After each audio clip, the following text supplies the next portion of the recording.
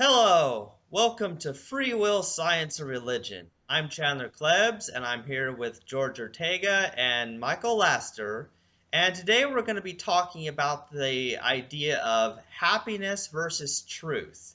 Because there are going to be those people out there that says, well, why don't you just let people believe they have free will if that makes them happier? Why don't you just let them believe that there's no such thing as climate change so that they can be happier? Why don't you just let people believe whatever they want? Why do you have to be such jerks about it? And so we kind of have to respond to that because there's those people out there, they just believe whatever makes them happy.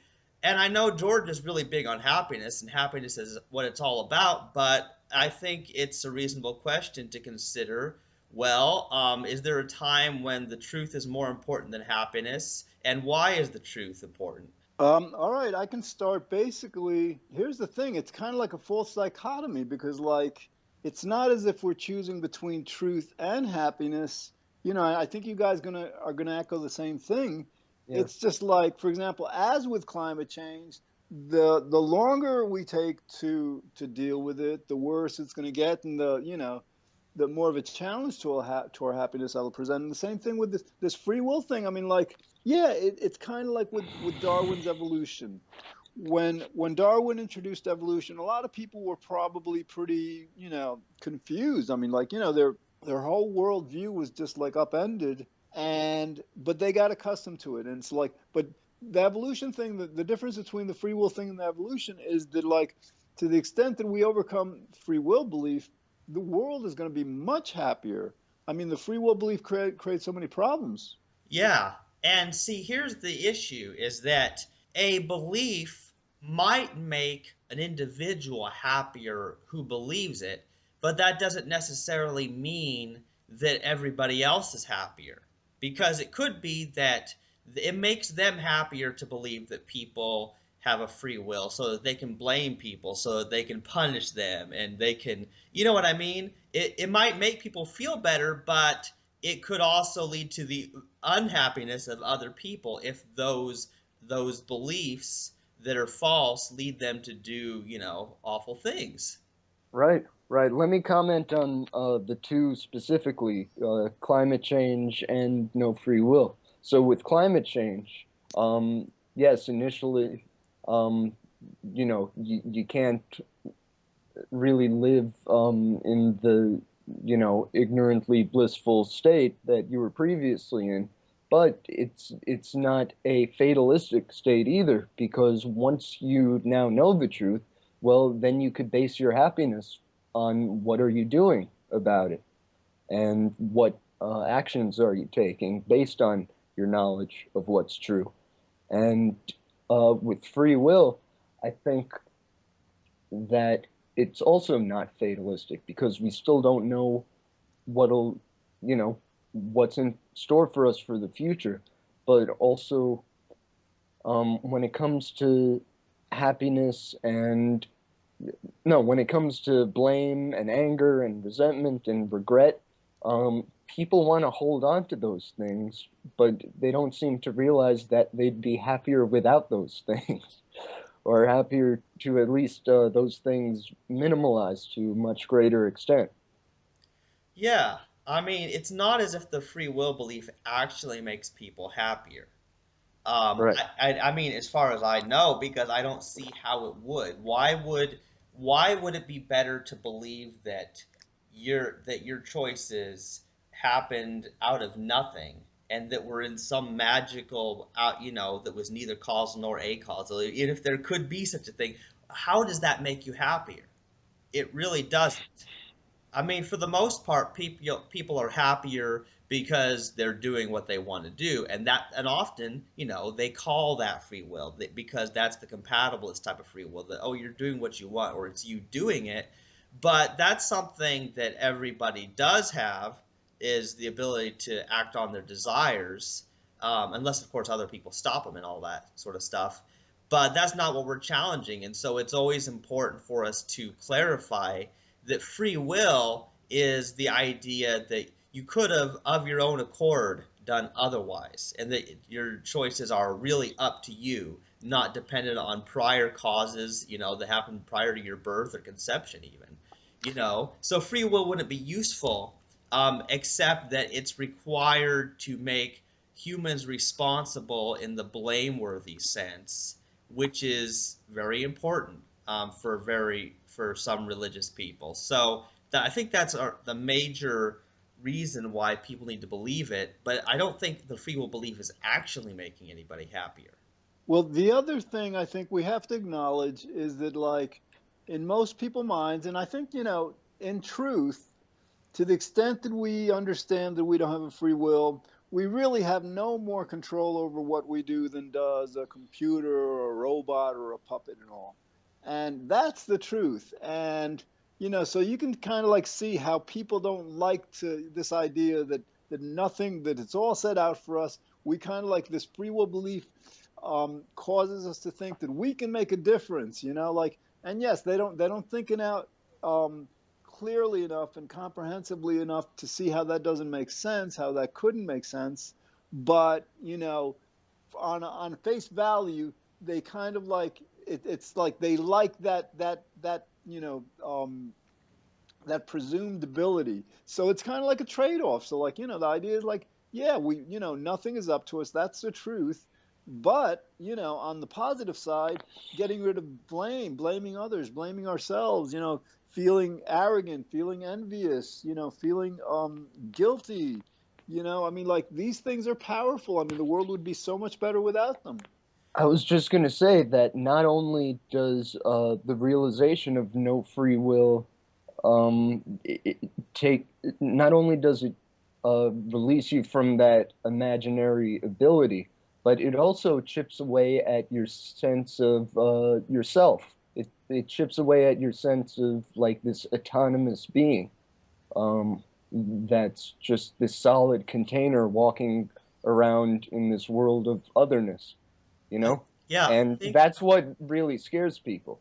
Yeah, I think Michael has a point there, because people have this idea that they're a contained self, and that yeah, their choices are up to them. And so the idea that there's a separate individual that is them is very important for their individuality, their identity of their self.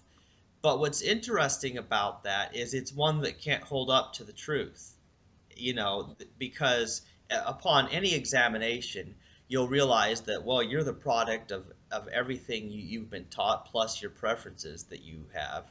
And from that, it's sort of like, well, sure, there's a thing that is you, but it's not as if it's a contained separate thing. It's more like I don't know, just a thread in a shirt or something is more what we are. We're like an ant in a big colony, which of course in our case, like, there's a huge colony of humans all over the earth. But the same thing applies, that we're part of a community of other living and non-living things that all causally interact. I think what something that's ironic about this whole self thing is that in a lot of traditions like yoga, Buddhism, a lot of spiritual traditions, overcoming the sense of self, the sense of personal self, is actually seen as enlightenment. To the Yes. extent we can, so like people are kind of like opting or preferring this unenlightened view. Yeah. Yeah, it's kind of interesting because, and I mean, I'm not that familiar with Buddhism, but I get the idea that, there's no separate self, that there really isn't that much of a difference between me and others. And from that comes the whole idea is that you would want to protect others from something that you wouldn't want to endure. Absolutely. So again, I think the main problem is like people are kind of like choosing free will belief over understanding the truth that it doesn't exist, mainly because they haven't explored it in enough detail. I think if people really like would weigh the pros and cons of both kinds of like of the free will belief versus the understanding we don't have one, I think ultimately they would see how much harm free will belief causes. Yeah, I think they would see it if they analyzed the issue, but I've noticed there aren't that many people with a logical type of mind that can actually do that. it's interesting because it seems that they just, they think, oh well, I make choices every day. I chose to eat an apple for breakfast, or and they just simply call that free will. They haven't really read anything about it. They haven't heard any debates about it. And and here's the deal. I think, for the most part, in a sense, the free will topic does matter in a big way, and another big way it doesn't matter. And here's what I mean. Because it's true that people are still, quote unquote, choosing, what they eat or where they go and all that, but they just aren't thinking about the fact that they were caused to do that by an infinite stretch of events back into the past, and that there's no possible way they could have done differently what they did. So in that sense, we still get the satisfaction of doing what we do. Sometimes we're not satisfied with what we do, and we have regrets. But at least if we understand that we don't have a free will, we won't blame ourselves and feel guilty and shameful over our regrets. I think something else that people need to recognize is that to the extent that we hold on to the free will belief, we don't look for reasons why we do things. In other words, like for example, there's like crime, here in the United States and in other countries, and I think we can probably identify, let's say, kids, teenagers, young kids, and all when they're young, and we could probably just see who's more likely to go that route and intervene before that happens. you know but the thing, like, my understanding is, like, people who believe in free will wouldn't want to accept that kind of strategy or fund this kind of intervention, because they would reason, well, like, if we spend this money, if we spend this time and effort to try to, like, lead kids in the right way,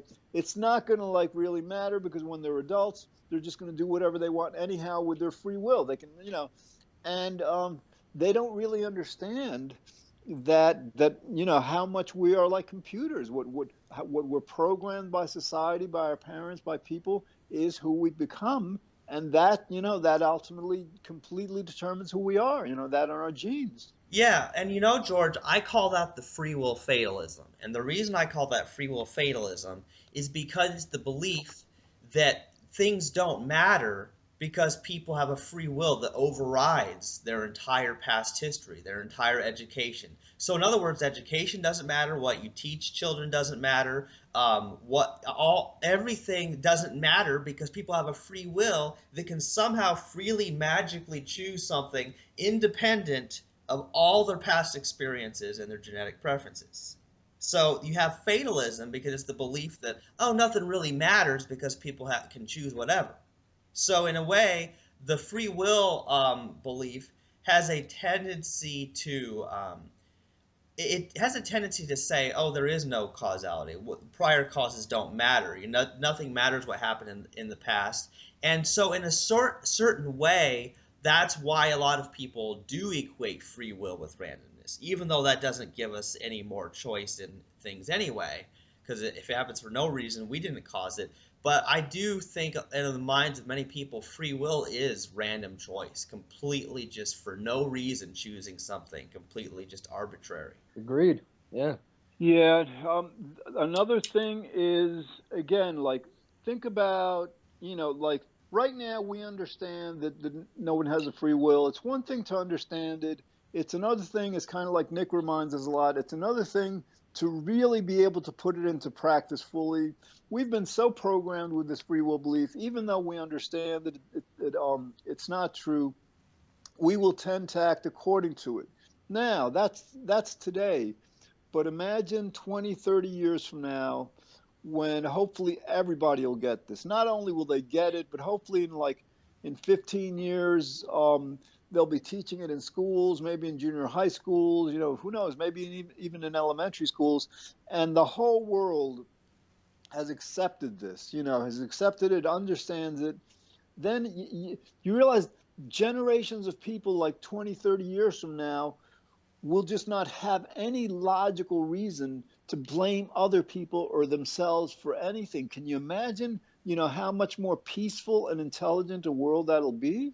That'd be a wonderful world, and I'd like to be able to see it, but I don't know if it's going to happen in our lifetime.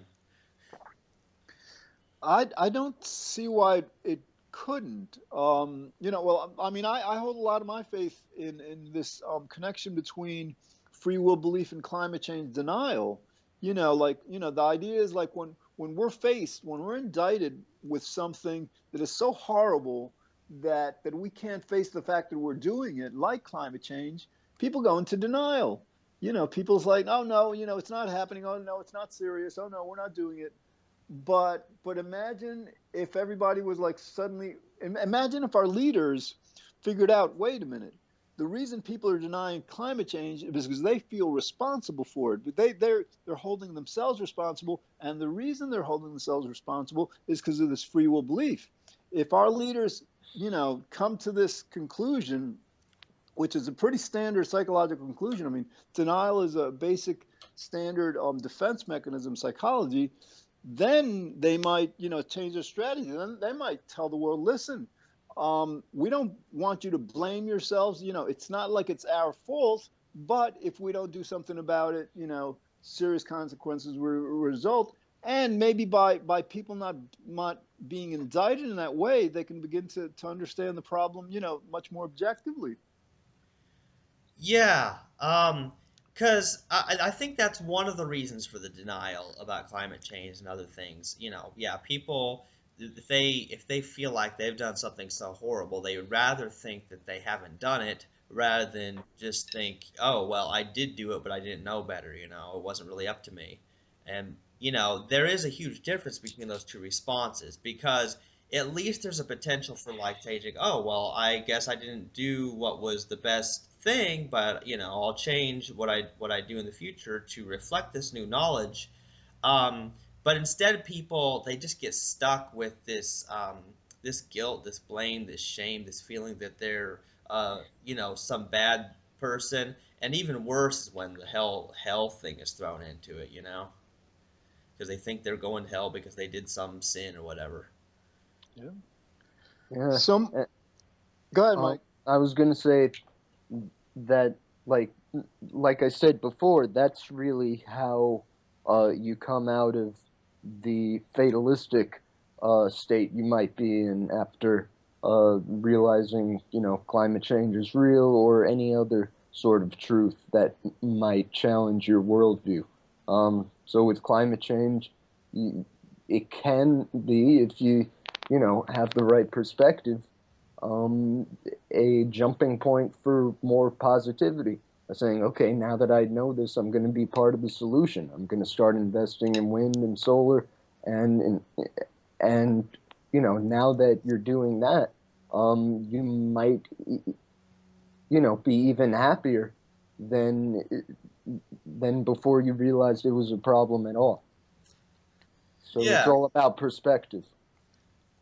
yeah. I mean, because the trouble is there's the truth, but then there's our perceptions of that truth. Because somebody can have the facts, but then they have so-called different interpretations, you might say, which of course are based on their experiences and all their other beliefs and thoughts and all that. Because people react much differently to the same information. Because some people they just go into denial, they don't want to think something's happening. Others they admit it's happening and they do something about it the best they know how. Other people say, well, yeah, it's happening, but what I do isn't going to make a difference. They're kind of stuck in a fatalism. Hmm. Plus, there's the genuine possibility that the individual can't make a difference when all the rest of human society is against them. Right. So yeah, people have different reactions about they either will or will not admit that climate change is happening, but then then after that, even if they do admit that it's happening, then they're like, well, my actions will make a difference or my actions won't make a difference. And so that's what I think is so important is that everybody eventually comes to the right conclusions after realizing that there's no free will. Yeah, and another thing in my life personally, I mean, I used to be very political. And, politics to a great extent is about blaming the enemy. Democrats blame Republicans, Republicans blame Democrats, and like that's what politics is about. And that's what, vast numbers of people see the world that way. And one of the biggest gifts that I've experienced that I see can be like potentially much, much bigger for the entire world is that like, fine, we're imperfect in a lot of ways. We should be addressing climate change. We should be addressing poverty. We should be like behaving in so many ways that we're not. And our initial reaction is to condemn other people and condemn ourselves, condemn our society. And yeah, to a certain extent, we have to we have to correct our wrongs. But, I mean, like I've moved from kind of like indicting people and groups of people to feeling compassionate to kind of like this idea that, oh my god, I mean, like we're victims of this, and like whatever's controlling us is making us do this, like ignoring the climate and ignoring the poor and stuff like that. And that just it just like it makes for so much more understanding. Instead of like opposing each other and competing with each other and all that, all of a sudden we realize we're on the same side against this thing that's like making us act in ways that are contrary to our best interest.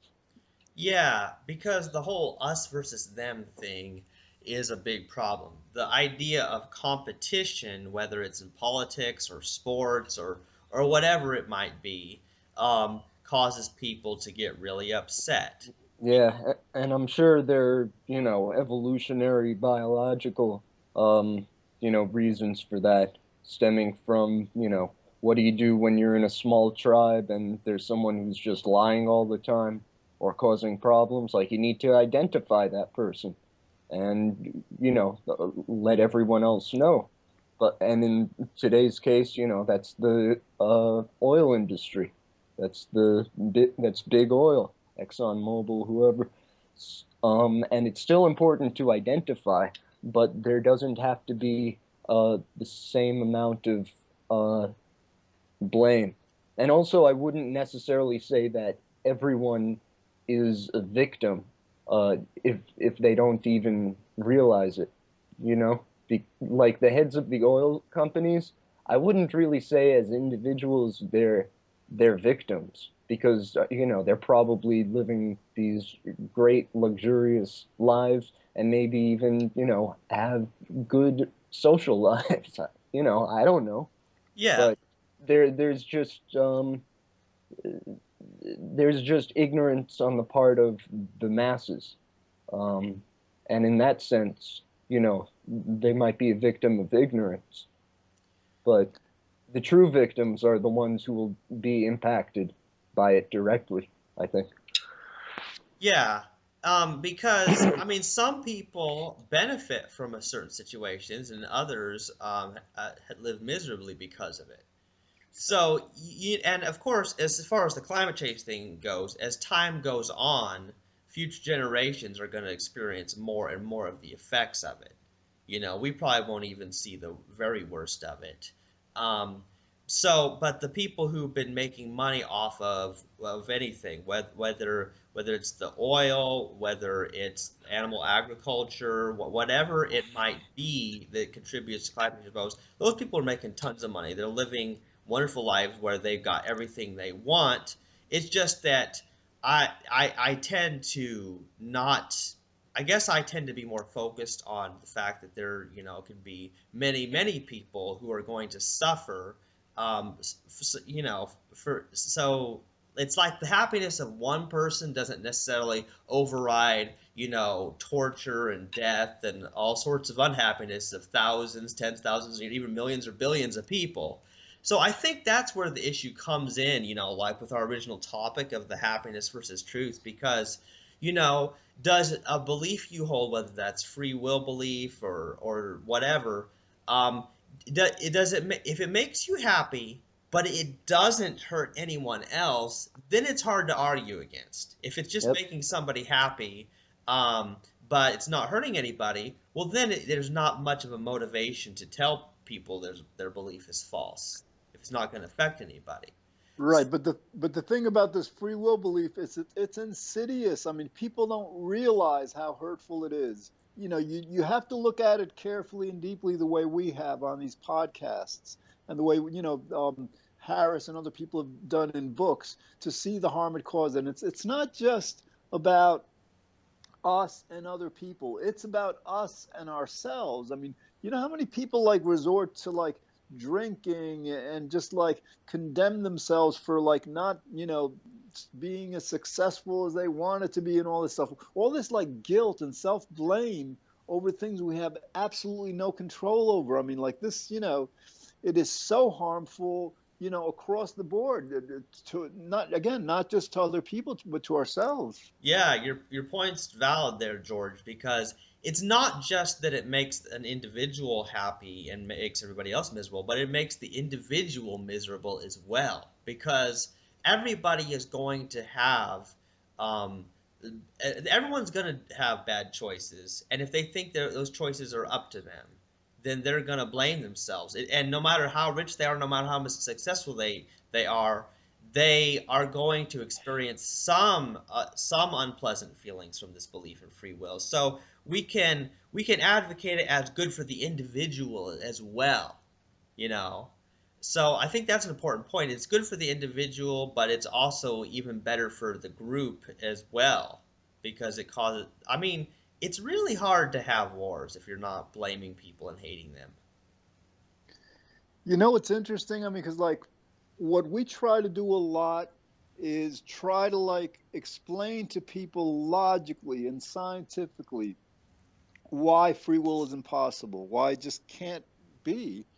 And, I think part of our message has to be that, like, people are believing in free will because it makes them feel good. Like, we really have to explain to them, in much more detail and find ways like to get them to understand the psychology of this. Because, like, they're not basing their beliefs on the evidence. They're basing pretty much their beliefs on what makes them feel better.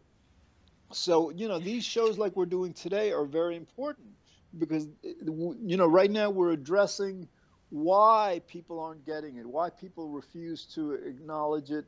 And again, I think like in terms of like, when people finally begin to get it, um, widely across the world, somebody like, for example, Malcolm Gladwell comes out with a book on it, or a major documentary gets produced on this. I think like there has to be a kind of like a tipping point, something that happens where all of a sudden, like inconvenient truth, all of a sudden the world couldn't really, completely ignore it anymore. It's just out there too much. So that's what has to happen. And again, I think that like the challenge is as much psychological as it is logical and scientific. Yeah, because people they do believe things not so much based on the evidence as opposed to what makes them feel better. And that's a problem for all kinds of belief systems. But what's interesting about it is that, like the evidence and the logic based analyzation of any topic, whether it's the free will topic or anything else, tends to only happen after a person already has an emotional need to find out the answers. Yeah, well, I think sometimes we can create emotional leads. Like, for how many people have emotional leads to have their cell phones with them all the time? It's like 30 Mm, years ago that need didn't exist, right? Yeah, we like ha- where did that we come have from? we have to find some way to get marketers to display like the free will belief as unsexy or uncool or something. Yeah, that's a great idea, Michael. But yeah, that's funny because it's true that the marketing, like for example, the very few commercials I've ever seen, and this is talking, years back, or something I'll see on YouTube commercials because YouTube has advertisements. It's like, oh, drink this beer, this will make you sexy, or buy this car, this will make you cool, Like they do that. And so yeah, I think Michael's right. We need to advertise free will belief is not the sexy thing, it's just not the cool hip and happening thing, man. Or it's the determinist with his arms around all the beautiful women. I mean, yeah. I mean, because people do that. Don't they do that? Don't you just take for example, like people do that with movies, like that movie God's Not Dead. They display the atheist professor as the real jerk, and they're trying to create a character that's the ultimate jerk, and supposedly the implied message is because he is an atheist that makes him a jerk. But that's not necessarily the case. But people can take anybody and take that person's personality and say, oh, all atheists are this way, all determinists are this way, all free willists are this way, all Buddhists are this way, all Chinese people are this way. It's far too easy for people to do that, which that pretty much results to an ad hominem attack when people do that. It's like, well, because this person here is this way and they hold a particular worldview, then I'm not going to take this worldview or this belief or this theory seriously just because I don't like this one thing about this person. I mean, because that's a terrible way to go, because then you're not listening to the case being made. You're just picking out something of like, well, this person has this one hair coming out their nose, so I'm not going to listen to their theory about quantum mechanics or biology or relativity or whatever. Yeah. Well, something that I mean, this there's the sex appeal of like believing the right beliefs, but then there's also like our need to avoid shame. Like in other words, like I think like when evolution first came out, I guess there must have been a big debate about it. But today, like especially in cities and major cities, especially here, like in the east and certain parts of the country, if you go to a party and you sincerely like espouse creationism and deny evolution, people are not, intelligent, educated people are going to look down on you.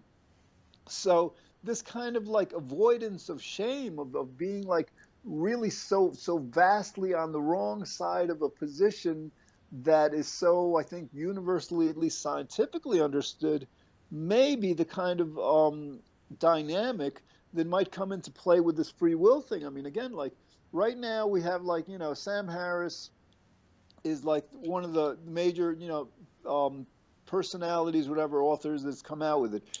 Imagine if several others, if it really gets big, if the scientific community, finally backs this, it's going to be very difficult for people to like, to continue to defend free will. Yeah, because it's very important. I think what's lacking in general is knowledge of psychology in general. People don't look into the why do people do what they do, because they're just assuming, oh, well, this person just freely wills things magically. They don't look for any cause behind it. And of course, I admit, for one thing, it's difficult to do that because you can't relive a whole person's life from exactly their perspective and know everything in detail. The best you can do is go by that person's testimony and others who know them about their past, and then you can make some reasonable conclusions as to why they became the way they did. But it's sort of shaky, just like it's um it's difficult. I mean, for example, there's no way, no, like with evolution of species evolving, there's no way anybody could have access to all the information because not everything leaves fossils. Not everything is preserved to where they can know everything about what came before. But still, the principle of natural selection still applies, and we know that generally there are certain things that people are taught, certain experiences they have that make them happy, that make them depressed, that affect their behavior. And a good example is, well, what factors go into, for example, which politicians people vote for?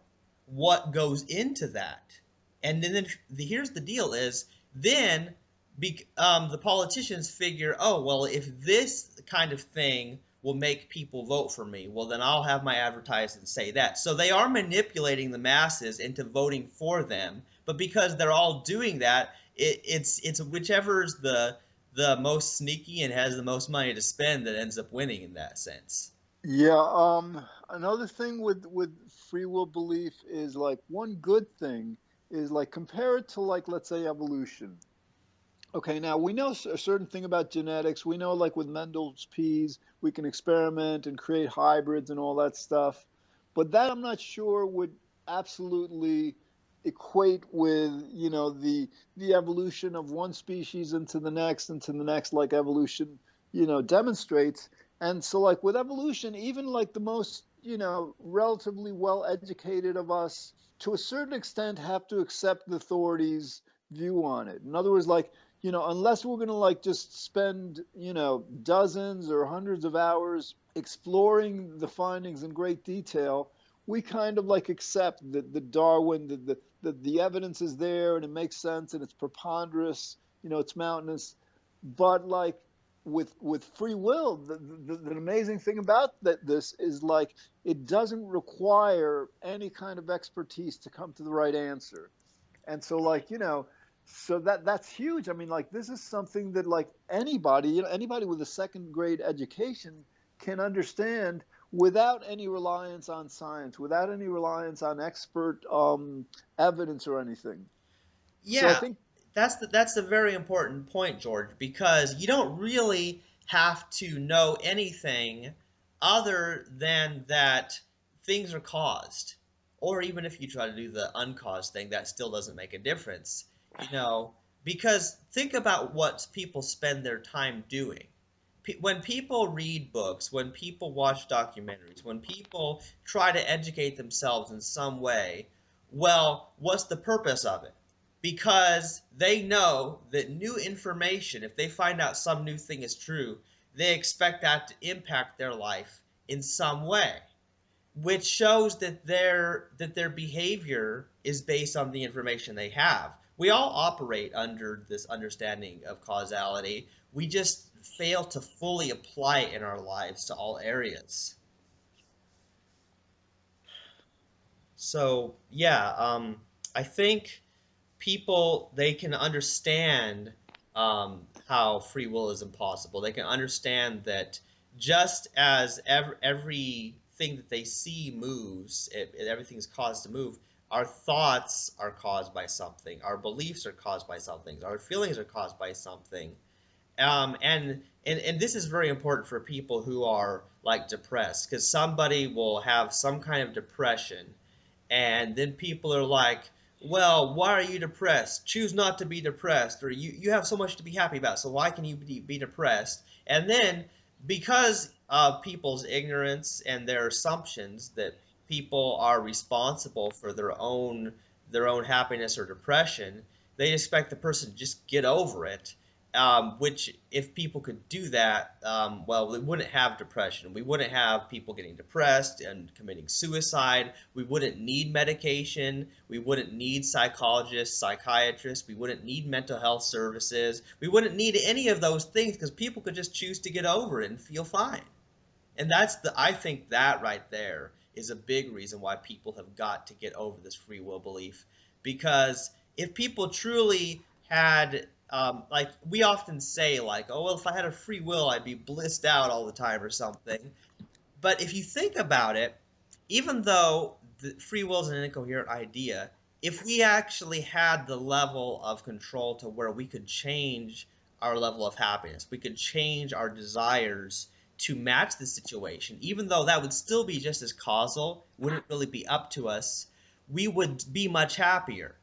Imagine that. Imagine if somebody could, whatever food they happen to have available, they could make that food taste like the best food ever, no matter what it was. If all they have to eat is rice every day, they can make that rice taste different whenever they want. You know what I mean? Or take for example, people they could make sure they never fall out of love with their spouse or whatever. You know, they could always just make the feelings there. If we had that type of ability, that would be a sort of pseudo free will that would be close enough, I would think. Yeah. And one of the reasons I think most people aren't able to see themselves as functioning with the exact same causality as the rest of the world is that we're one of the only, well, yeah, we are one of the only things in the universe that has like the ability to store not only memories but store emotions. And when we store emotions and memories, and then they'll just like arise, or desires will arise, or things that would be considered acts of willpower, when those arise, we'll confuse it with being sort of the first cause because its history is just so complex. Well, that's an important point, Mike. I mean, this idea of causality, this concept, it's the foundation of scientific method. Same cause, same effect. That's how we do science ordinarily. It is like it's such a pervasive principle throughout, not just science, but everything. And for some reason, when you ask people like, does everything have a cause? Most people say yes, right? Then then you explain to them, well, if you make a decision and it has a cause, and the cause of that decision has a cause, and the cause of that cause is a cause, and you explain that to them, they understand it, right?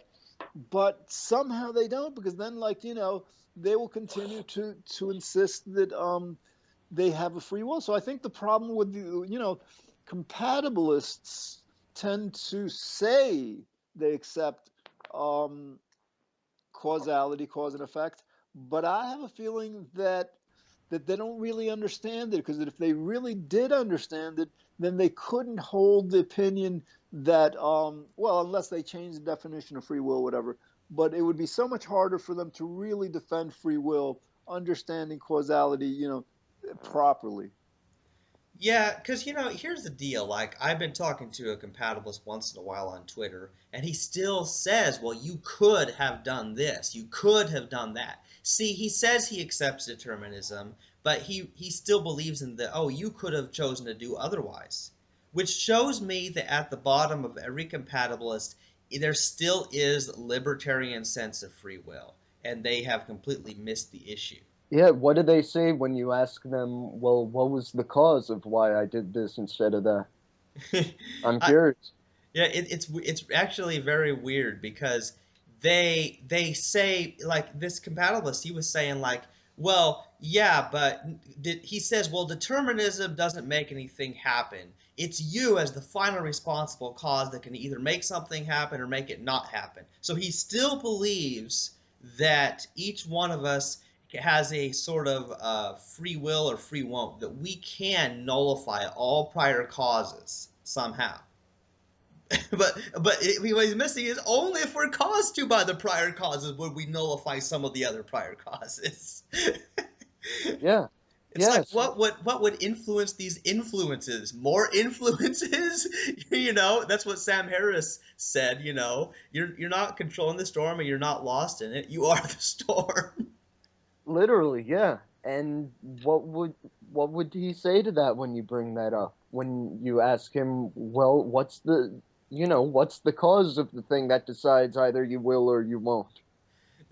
He just dismisses that. He's like, well, it's still you doing it. It's still you choosing for yourself what you'll do next. And I made some comment about how, well, I don't choose to fart, it just happens, and so he says, but no, but you can choose when and where you fart or something like you. And he said you could you and I said, well, but I could not have farted otherwise. And and he says, but you could have gone into another room. Next time, please do so. And like, we're just talking on Twitter. He can't smell my farts. And like, this conversation has turned weird, man. But yeah. Man, we should use that as a script to, like, introducing no free will to children. They'll get a kick out of Yeah, that. I know. Yeah, I know. It's like okay, take for example a time when you farted.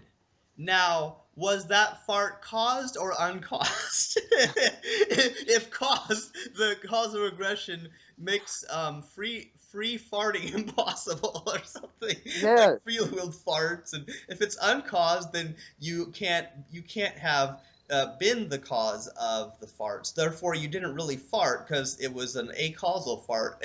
Like, now if we could work that into Family Guy or South Park, there would be a revolution in consciousness overnight.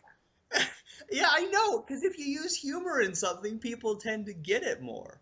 I like the refutation that says, well, you think you can control your thoughts, if you think you can control your thoughts, that means, I guess, that you can control whether to think or not. Because, like, if you can't stop yourself from thinking, obviously those thoughts that you're thinking aren't up to you. Because if you could stop them, you would. So, like, the perfect test, like, for the next, like, minute, for 2 minutes, I want you to have no thoughts at all. I mean, that should be a pretty simple, powerful refutation. Yeah, and we've tried that before. Like I know I've tried that, just not think of anything. But then you're thinking about not thinking and it's just not working. It's a logically impossible thing to do. Another thing I've tried to do is try to fall asleep. Like I've tried to choose to fall asleep instantly. It's never worked. I cannot even schedule when I sleep. I can go to bed at a certain time. I can lay there, but I can't. I have no way of knowing when I'll actually fall asleep. No, the harder it gets, and the more frustrating it gets, and that keeps you awake. Yeah, the very act of concentrating on something keeps you awake. It's got to be the most difficult thing to do. What's interesting, it's a bit easier to wake up from falling asleep than to fall asleep, right? What's that Yeah, about? That's a good question because when you wake up, like, and this happens, okay? Like, I'll be dead asleep, but then my mom will scream for me and ask me if I'm up yet because somebody's at the door. She can't get down to the door fast enough or something like that. So then I was just totally asleep, and then within a few seconds, I stand up and I run down the stairs, and like, how do I do that? How do I get up that fast when I was so asleep?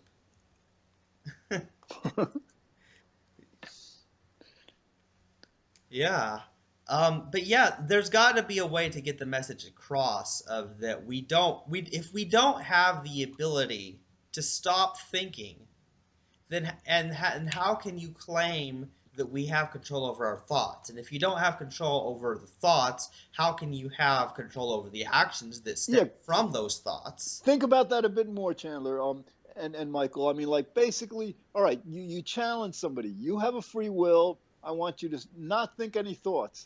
And let's say they accept that challenge and they're trying to not think thoughts. So, like, they have to acknowledge that those thoughts are not, they're not willing them, right? And I think that it can't be that much of a leap for them then to understand, as Sam Harris and other people have said, these thoughts we have, we're walking through town or these thoughts are just coming into our minds from nowhere. We're not willing them, they're just coming to us. Yeah, it's an interesting thought because like often it's really difficult because this stuff operates at the unconscious level as we call it, and then we become aware of something. It's often difficult for even us to trace, well, why did I start hearing this song from some video game I played 10 years ago right now? Like what triggered that? And I have no clue what will trigger that. You that's a know, great example. Yeah, yeah, I can't even think of, well, why would I hear a game from music from some Sonic the Hedgehog game for Sega Genesis that I haven't played for 10 or 15 years. I cannot imagine. I cannot give a causal explanation. And then somebody might say, well, if you can't give a causal explanation, then maybe it was an acausal thought, which of course can't. That doesn't work because there was still a cause sometime in my past when I was exposed to that. So we know that that's the cause of it being in the subconscious or whatever. But I don't know why one memory will come at a certain point and not another. Yeah, this whole idea that, that some things may not be caused because we may not necessarily know the causes to everything we do. I mean, like, to me, that's positing something without a cause. To me, would mean that, like, time didn't exist before it because, like, time, if there was a moment before whatever happened, then the universe must have been around at that moment. And, in a certain very general universal sense, we understand that the universe evolves from moment to moment, state by state. So that the cause of everything that happens has to be the universe at the moment before it happens. So, this idea of things happening uncaused, it just, you know, there's just showing the universal evolution just as an easy way to refute that. Yeah, and let's think about it. Let's think about it. Like, I mean, I find the concept of acausality to be completely bizarre anyway. However, even if let's say that there was some device that generated truly random numbers that were truly uncaused, well, what created that device that makes those uncaused things? See, there has to be a cause for even a mechanism that would create something random. You know, I cannot the very concept of true randomness happening for no reason at all, that's not even a thing. Yeah, and then try to conceive of like, part of reality being caused, the other part being uncaused or random. How do these two parts interact?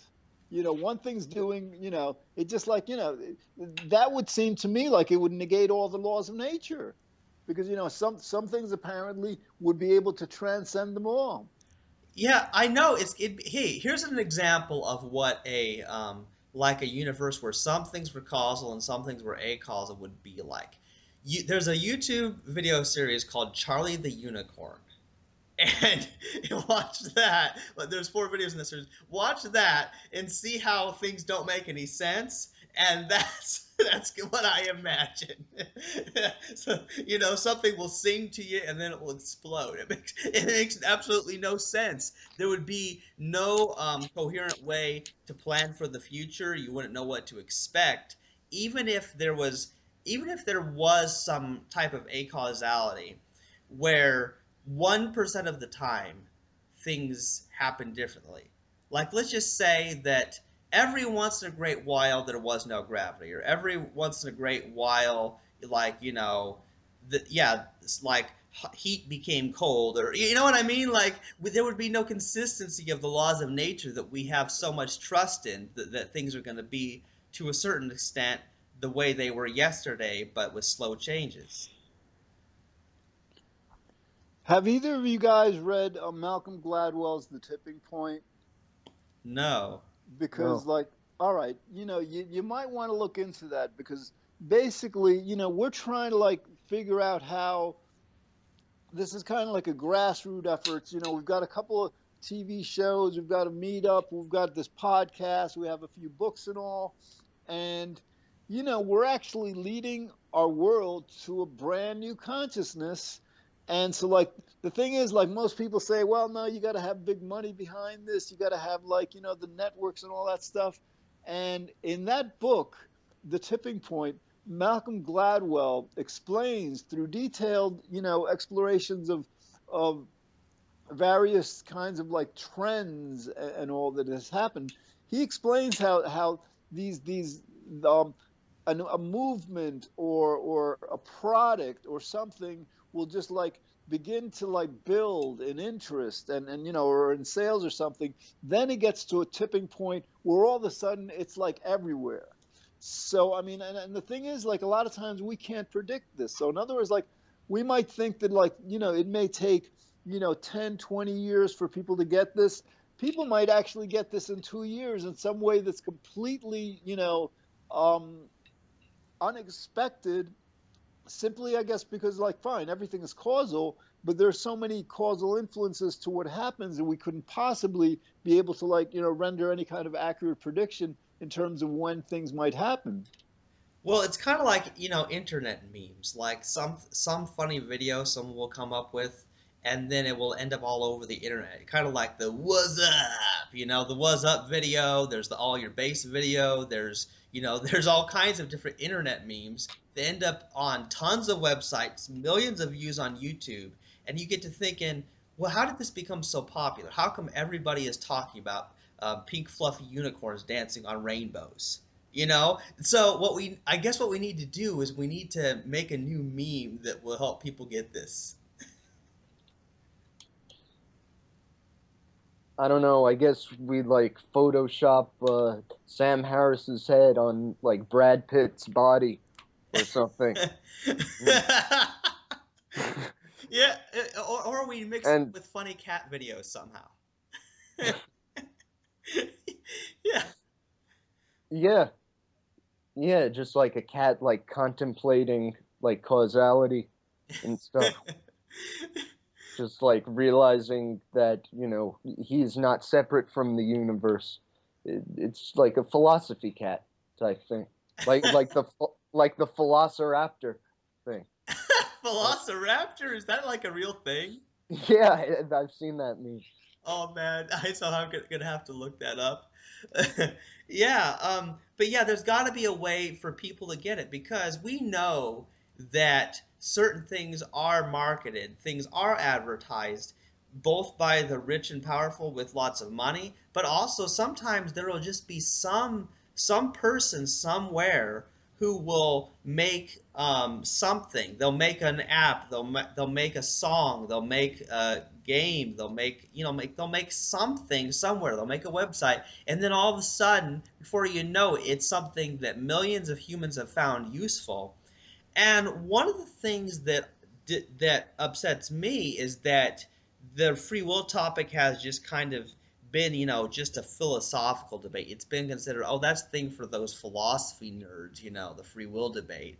They don't consider it an everyday application thing, and that's really unfortunate because it's got major implications for almost all of the world's religions. It's got implications for the political systems, and it fits right in with everything about science. It is about, without causality, how can you have the scientific method? How can you have experiments? How can you say that this causes this? Because that's what science is about, isn't it? Yeah. Yeah, and I think we need like with Facebook. Who knows what prompted that to become as big as it did, and YouTube and all that. Um, these things, like, I think we need an angle that really resonates with people. I thought that when we were talking about fat shaming, about the fact that, like, people who are overweight. I mean, I've been trying to lose 10 pounds for like months. It just hasn't happened, right? And people who are much more overweight than I am are trying to lose weight. They can't. You would think that, like, one, they probably feel bad about themselves. Two, other people probably feel bad about them or just shame them, and that doesn't make them very happy. So you would think that, like, these people who are overweight, one would get really clearly that they don't have the free will to lose weight just whenever they want, and if they do, they're really lucky. And two, that this is an issue that I think that would resonate with a lot of people. I think it would. I mean, yeah, I don't see what's more powerful of an example than that. It ranks right up there along with, well, why can't people just, quit the drugs they're addicted to, for example? If they had this free will that was just so powerful it could override things, it doesn't even allow them to do that. So yeah, but the weight example is a great example, because you would think people would get that and realize that, well, if they wanted to lose weight or whatever it is they're trying to achieve, why can't they do that? What keeps them from doing it? Um, and I think if they dwelled on that for a bit, they would realize that they weren't really in control, you know. But then at the same time, it also has to be mixed in with a message of, well, that there is a way to lose weight or whatever it might be, because otherwise, I think people, they still want to maintain the belief that they can succeed in their goal. And sometimes people mistakenly misinterpret when we explain there's no free will. They think that means that they can't change or they still won't find a way to do something. Yeah, no, Right. it's got to be All explained. it means is that they can still change, but they won't be the first cause of that change. Yeah, what's going to cause that change? You can't take complete credit for it if you do or don't. Yeah, and guys, this is so important because I mean, there's so much silly stuff. People thinking they're better because they have more money or because they look a certain way physically. They look attractive or whatever. Whatever it might be that people take credit for and say, "Hey, look, I'm better than all these other people because I'm this way." And I would recommend they read Starbellied Sneetches, because it's sort of that silly, the fact that people, it's completely not up to them that they have whatever they have, their talents, their abilities, that they were able to get a certain job, that they were a certain gender, whatever that allowed them to do, either they succeed or fail, and it wasn't up to them. It's just like the racism thing. Some people are black and some people are white, and discrimination and treatment of people different based on that is just wrong, because you realize it's not up to them. It's not something that they could have done differently. Are we wrapping things up? Because I should go soon. Oh yeah, we're a little over an hour, so I guess we need to shut up soon. So yeah, you've been listening to Free Will, Science, and Religion with Chandler Klebs, George Ortega, and Michael Laster, and we've talked about so many areas related to climate change and happiness and free will, and trying to clear up some misconceptions, misinterpretations people have about these things. So I hope you've learned something from listening to us, and thank you for listening, and goodbye.